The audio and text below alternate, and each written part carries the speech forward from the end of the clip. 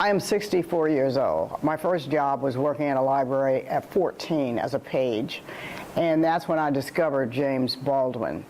So a lot of kids nowadays, young people, they're a little bit more exposed, and I think the fact that some of my books were turned into films, or some people, young people, that were aware of the films before they were the books. But I have a lot of young people who, and when I say young, I mean 30,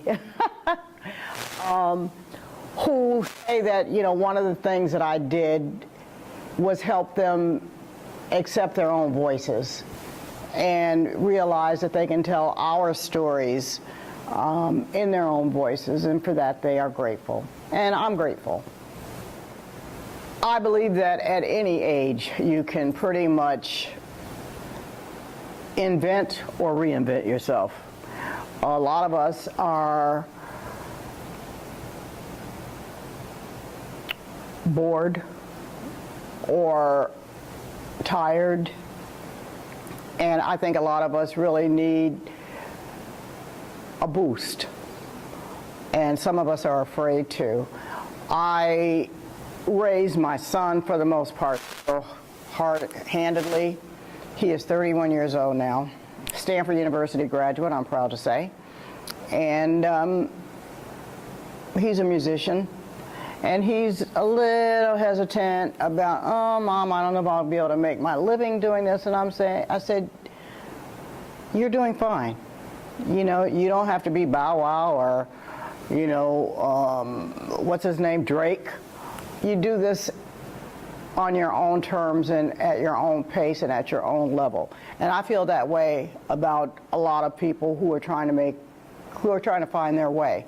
Because when I started writing, I had no idea I was one day going to be a best-selling author. I had no way of, you can't perceive that. You can't. And it's the wrong reasons for doing anything as far as I'm concerned, especially in the arts. Wanting to do what you do to the best of your ability and to having a positive impact on others is one thing. But, you know, I wasn't trying to start a revolution.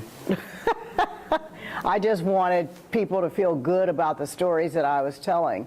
And they made me feel good, so I just hoped that it permeated, you know, that it had that effect on other people. But you can't predict a lot of this stuff. You just cannot. And that's important to me, to put your heart into it and do it from your gut.